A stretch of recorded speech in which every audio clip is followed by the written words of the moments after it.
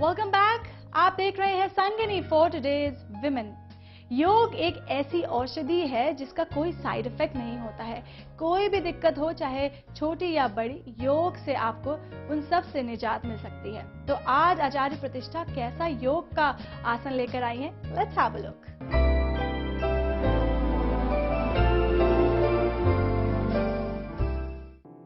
प्रणाम, मैं हूं आचार्य प्रतिष्ठा और स्वागत है आपका संगिनी फॉर टुडेज विमेन के इस स्पेशल योग सेगमेंट में। आपको अपने शरीर में फ्लेक्सिबिलिटी की जरूरत है, अपने दिमाग में फ्लेक्सिबिलिटी की जरूरत है, मन में फ्लेक्सिबिलिटी की जरूरत है और उसके लिए आपको करनी होगी भारत योग की ये सुगम सी 2 क्रियाएं जो आपको फ्लेक्सिबल बनाएंगी। कैसे करेंगे इन क्रियाओं को? ये मत सोचिएगा आज फ्लेक्सिबिलिटी की बात हो रही है तो बड़ी जटिल क्रियाएं होंगी, नहीं। इन क्रियाओं का नियमित अभ्यास करें। डायबिटीज आपको नहीं हो सकती, आपके पैंक्रियास स्वस्थ रहेंगे, हाइपरटेंशन आपको नहीं हो सकती, आपका चेहरा दमकता रहेगा, आपके बालों की झड़ने की समस्या दूर हो जाएगी, आपका मन शांत रहेगा, जितने भी विकार हैं उनसे आप दूर रहेंगे। धीरे धीरे आप इनका प्रयास करते जाएं। सबसे पहले आप करेंगे ऊष्ट्रासन का अभ्यास। ऊष्ट्र का अर्थ है ऊंट।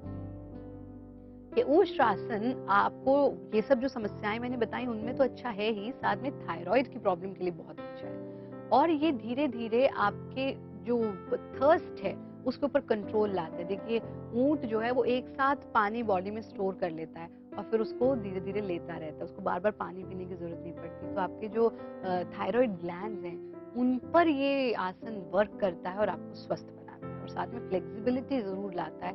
इसका आप नियमित रूप से अभ्यास करें। ऊष्ट्रासन के लिए आप वज्रासन में बैठ जाएंगे और वज्रासन में भी ना बैठे तो और भी सुगम बता देते हैं आपको। आप बिल्कुल घुटनों के बल आ जाएंगे और पंजों को जमीन पे टिका देंगे इस प्रकार से, यानी पंजे जमीन पर हैं, एड़ी उठी हुई है और फिर अपने पैरों से अपने हाथों से अपने टखनों को पकड़ेंगे, कमर को आगे की ओर स्ट्रेच करेंगे, गर्दन को ढीला छोड़।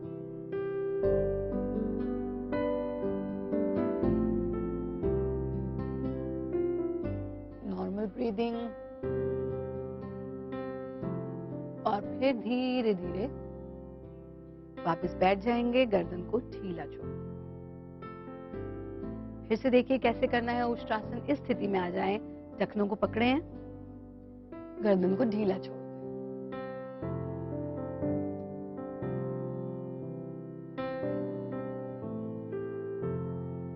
वापस आ जाएं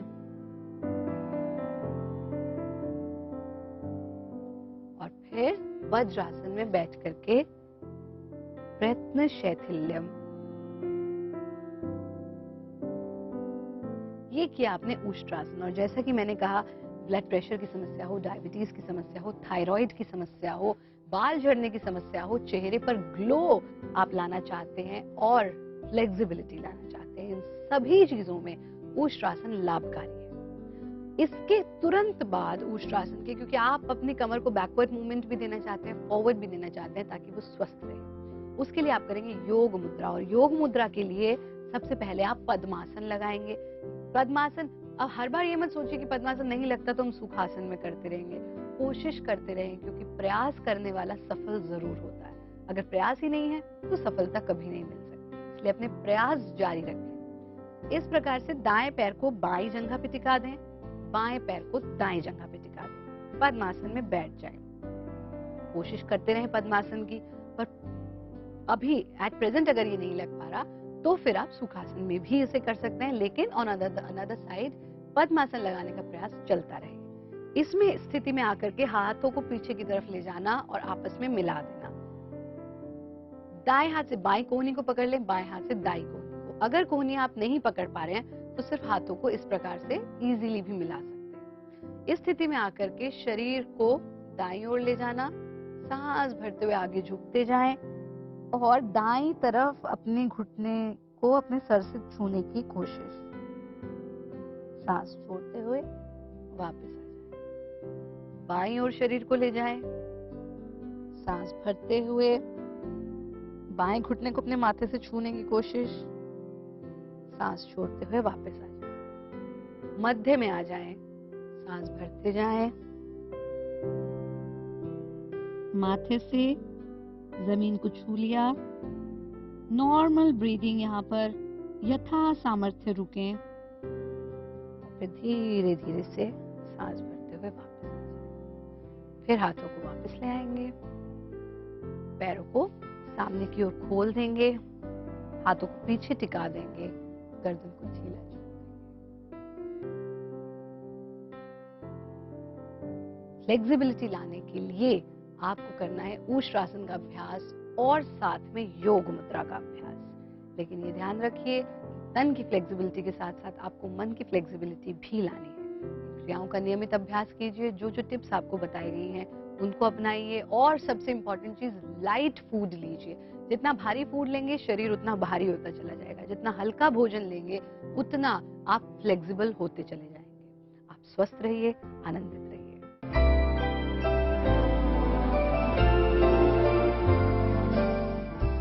अगर अभी तक संगिनी का फेसबुक पेज लाइक नहीं किया है तो लाइक कीजिए। कोई भी मैसेजेस, सेल्फी या फीडबैक हैं वो आप हमें फेसबुक के थ्रू पहुंचा दीजिए।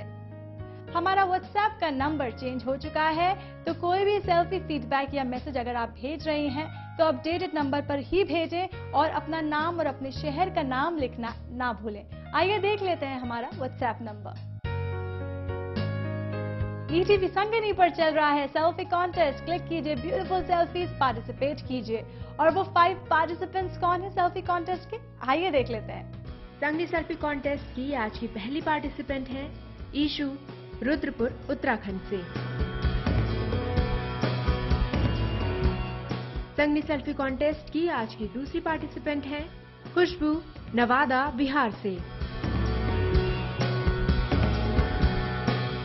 संगनी सेल्फी कॉन्टेस्ट की आज की तीसरी पार्टिसिपेंट है प्रियंका, भिलाई, छत्तीसगढ़ से। संगनी सेल्फी कॉन्टेस्ट की आज की चौथी पार्टिसिपेंट है श्वेता, नई दिल्ली से।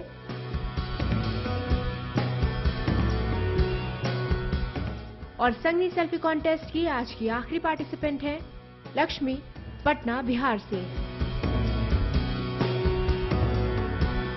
फिलहाल वक्त हो चला है शो को वाइंड अप करने का, लेकिन चलते चलते आप सबसे एक चीज शेयर करना चाहूंगी कि हमारी व्यूअर हैं एक अर्चना राठौर, जिन्होंने फेसबुक पर हमसे एक मोटिवेशनल थॉट है वो शेयर किया है, वो मैं आपसे शेयर करना चाहूंगी। वो लिखते हैं कि यदि महिलाएं हमेशा सदैव खुश रहें तो उससे बड़ी औषधि कुछ नहीं होती है। तो ऐसे ही खुश रहिए और थैंक यू सो मच। ऐसे ही कोई इंस्पिरेशन थॉट्स आपके पास भी हैं तो आप हमसे वो शेयर कर सकते हैं। अभी के लिए संगिनी की पूरी टीम को और मुझे दीजिए इजाजत। नमस्कार।